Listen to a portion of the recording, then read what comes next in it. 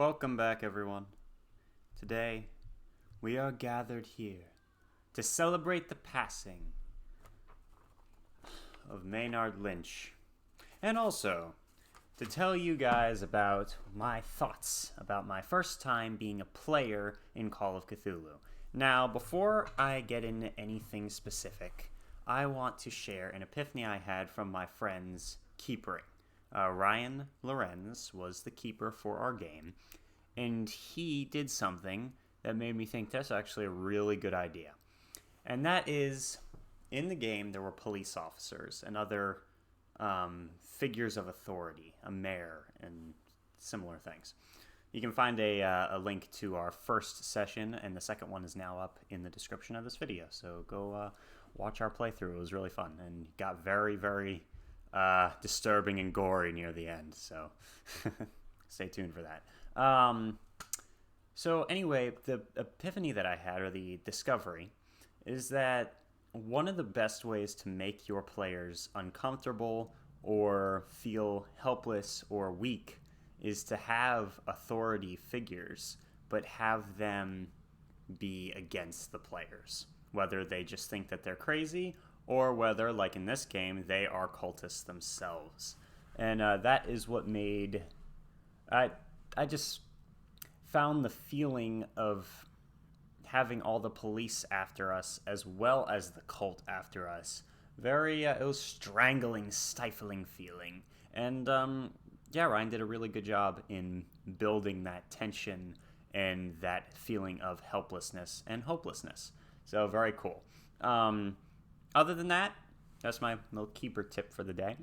For real though, I had a lot of fun playing. It was very interesting, very different experience from keepering. Half the time I had no idea what was going on, which was interesting. We had a lot of piecing things together to do. There was a lot of action. I'm not going to go through everything because I want you guys to go watch it. And even if you don't want to watch the whole thing, at least go subscribe to my friend's channel. He does Call of Cthulhu and Dungeons and Dragons and all that jazz. Yeah, so first off, I will say that I think that's something that I need to work on, because now that I was a player, I'm noticing how my friend did it too, where you don't really call for rolls all that often. And a lot of the rolls are your strength, dexterity, or any of the characteristic rolls. So like I put a bunch of points into occult, persuade, psychology, psychoanalysis, astronomy. The only thing I really ever used was spot hidden. So it was pretty interesting. I might have used persuade once too. But it's just interesting to me, and I feel like that's something I should take away from it, is to make sure that I start to use more skills as opposed to characteristics, which are just easier. And I guess as I'm learning more, like memorizing the different skill sets, it'll get easier and easier for me to do the same thing. My sanity went down so fast in this game, and I don't know... I haven't played more than once, so I don't know if that's normal or not. I know that my friends have also talked about how their sanity goes down very quickly. So I started the game with 70 sanity. We played 2 sessions, and I ended the game with 21 sanity. Pretty bad. It was really fun to roleplay this character. I really enjoyed doing that. And the story that my friend came up with was really cool. It was I thought it was going to be a typical haunted house adventure. It was not. It went all over the place, and it was very interesting. We actually did not go into the house until later in the second session. So the house, the Robinson home, was like the name of the scenario.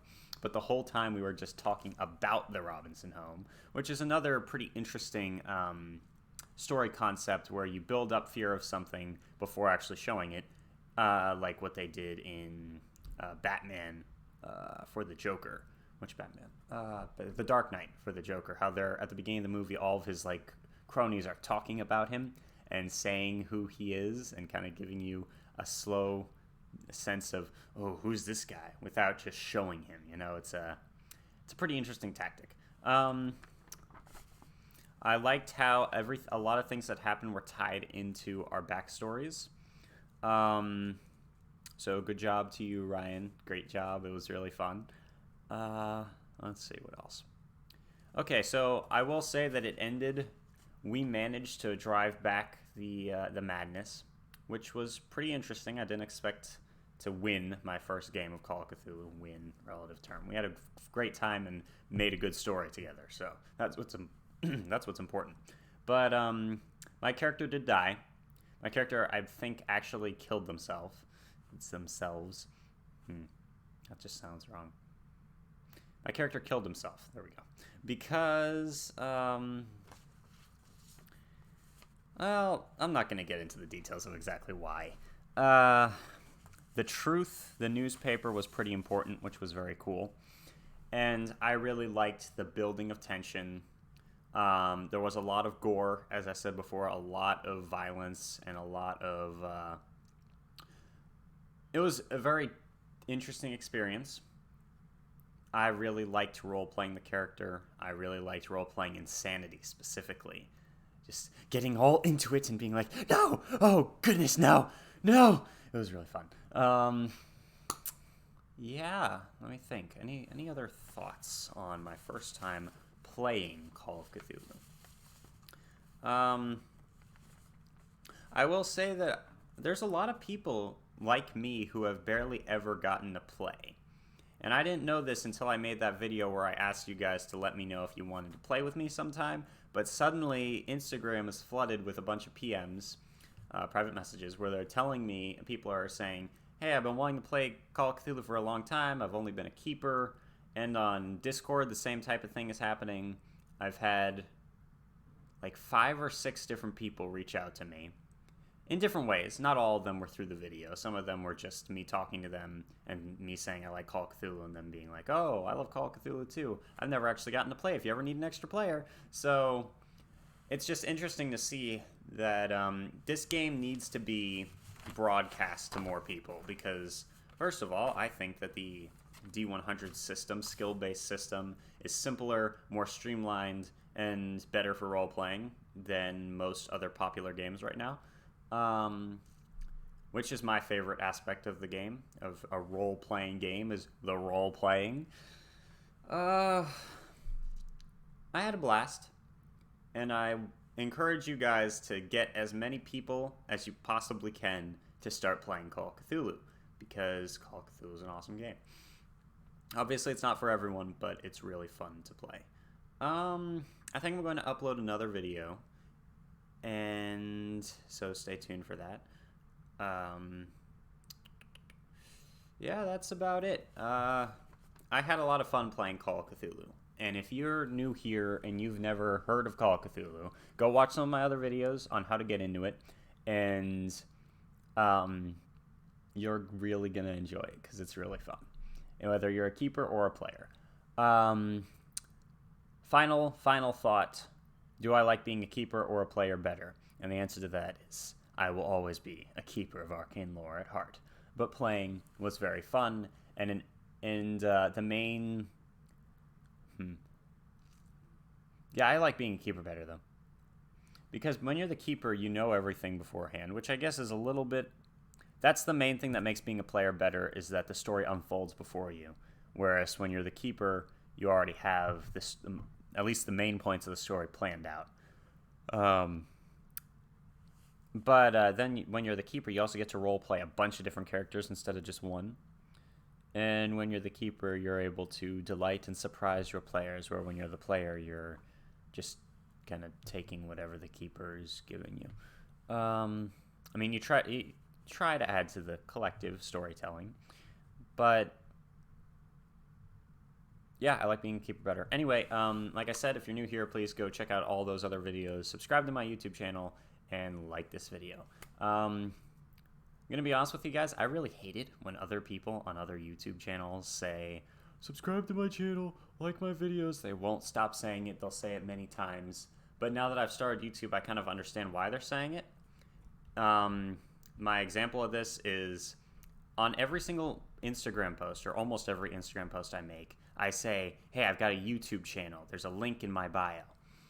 And I'll be talking to people who found me through my Instagram page, and I'll be like, I have a YouTube channel, and they're like, what? I had no idea. So you've got to, when you're doing this, you got to constantly remind people to go see your stuff.